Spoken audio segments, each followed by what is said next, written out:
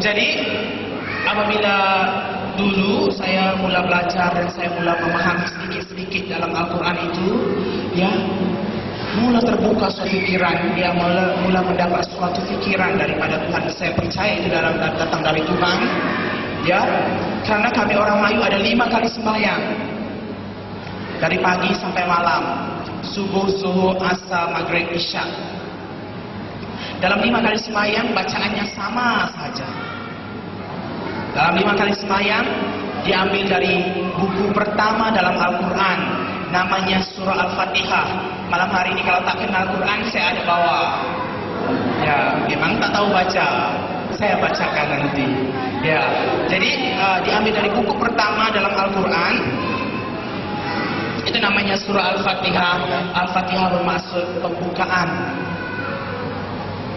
Saya bacakan sedikit pada kamu semua. Memang tak paham, paham saja. Bismillahirrahmanirrahim. Alhamdulillahi Rabbil Alamin, Ar-Rahmanir-Rahim, Maliki Yawmiddin, Iyyaka na'budu wa iyyaka nasta'in, Ihdinas siratal mustaqim. Saya berhenti dulu pada ihdinas siratal mustaqim, sambungnya nanti sampai amin. Ada lagi, tapi berhenti dulu pada ihdinas siratal mustaqim. Maksudnya, tunjukkan kami jalan yang lurus. Tunjukkan kami jalan yang lurus. Jadi terbuka di pikiran saya itu waktu membaca ihdinas siratal mustaqim. Ya, kalau Nabi Muhammad 1400 tahun yang lalu membacakan ayat yang sama, samalah keadaannya macam saya sekarang. Saya base saya di Pontianak, saya seorang missionary, di base saya di Pontianak. Saya mau datang ke Pasar Kucing. Waktu saya mau datang ke pasar, saya tak tahu jalannya. Jadi saya bertemu dengan satu orang. Saya katakan, Pak Cik, bolehkah tunjukkan saya jalan ke Pasar Kucing? Berarti saya belum tahu jalan ke Kucing. Amin. Jadi terbuka di pikiran saya apa? Kalau Nabi Muhammad 1400 tahun yang lalu membacakan tunjukkan kami jalan yang lurus, berarti dia belum tahu jalan yang lurusnya. Belum ada suatu kepastian keselamatan dalam hidupnya. Jadi kalau nabinya tak tahu jalan yang lurus, gawat kita. Begini kita, ya kan, ibarat naik pilot, naik pesawat, pilot tak tahu turun dekat mana. Pesawatnya tak tahu nak landing dekat mana. Boleh jatuh dalam laut, boleh masuk ke gunung, boleh langgar sana langgar sini. Karena pilotnya tak tahu. Jadi kalau Muhammad itu macam pilot lah orang Islam itu, ya kan? Dia sendiri tak tahu jalan lurusnya. Saya apatah lagi bertambah gawat, ya kan? Bertambah susah saya. Oh, jadi saya kata, gimana ini? Muhammad aja tak tahu jalannya, ya kan? Dia aja macam orang buta. Habislah yang lain lebih buta. Nah, kemudian tengok lagi dalam sejarah Islam. Dikatakan dalam Al-Quran, jangan kamu hampiri zina. Bila dia kata jangan hampiri zina, tahu-tahu istrinya sampai 23 orang. Kata jangan berzina, tapi kawin sampai 23 orang. Paling tua umur 40 tahun, paling muda umur 6 tahun. Kalau saya belajar psikologi, di dalam psikologi ada suatu penyakit disebut ketidakseimbangan mental. Di dalam ketidakseimbangan mental itu ada suatu bab disebut pedofilia. Berarti orang tua, orang dewasa yang bernafsu kepada budak-budak. Jadi bila tengok kriterianya itu, Muhammad itu pas. Cun. 6 dia dengan istilah itu. Wah, saya kata, gawat kalau nabinya saja tidak seimbang mentalnya. ya kan? Kawin sampai 23.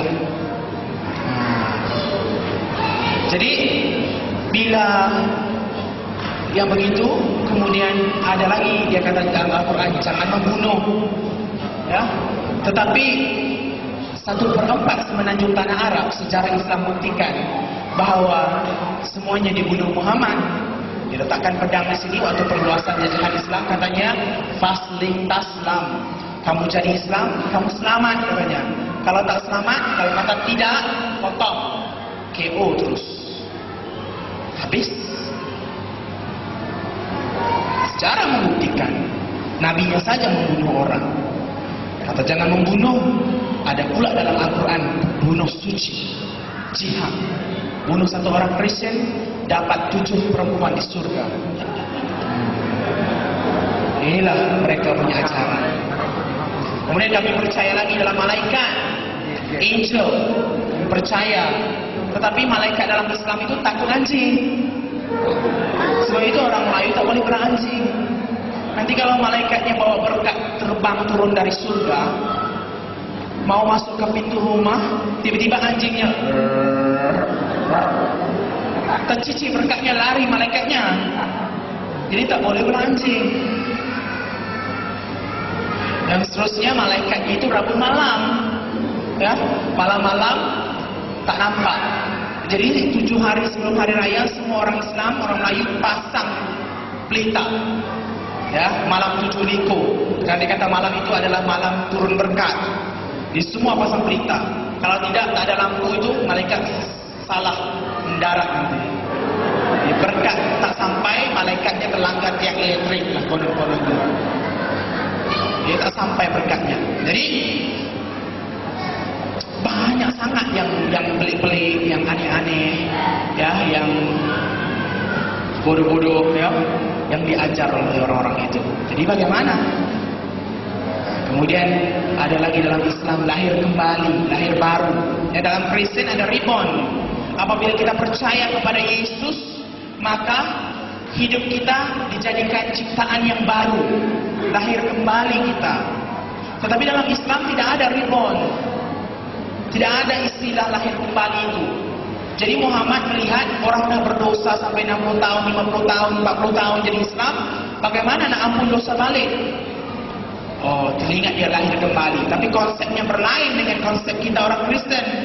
Dibikinnya di Mekah, satu batu hitam diukir bentuk, maaf cakap, woman secret part, ya, alat sulit orang perempuan. Apa yang dibikin? Buat lubang, diukirlah persis gambarnya, sama gambarnya. Orangnya semua pergi masuk kepala dalam lubang itu. Waktu musim haji. Jadi bila masuk kepala, keluar dari kepala itu, keluar dari lubang batu hitam itu disebut hajar aswad. Batu itu hajar itu batu, aswad itu hitam, keluar. Dan imam pun pegang kepala, katanya kau sudah tahir, kau sudah suci, dosamu diampun. Cukup kepala. Karena dia kata setiap bayi yang lahir tak ada rambut. Jadi sebab itu orang Melayu balik Mekah semua kepalanya botak. Lepas sudahlah botak, kamu tanya lagi, apa yang kamu tengok di Mekah? Ya diam saja, tak boleh cakap. Kamu orang kafir, saya orang Islam. Padahal dia pun malu juga nak cakap, ya kan? Terlalu sensor sangat, ya. Jadi inilah semua yang diajar Islam. Ada lagi bercara melontar di Mekah. Menurut Islam di atas itu surga, di bawah itu neraka. Jadi ada tiang-tiang disebut jamrah, ya, ada 3 tiang jamrah itu digambarkan dengan setan. Maka mereka melontar batu ke tiang itu. Maka dia katakan semua batu itu akan jatuh terus ke neraka. Padahal apa yang Arab Saudi buat? Ditipu kerajaan Arab Saudi, diletak lori di bawah, ya kan?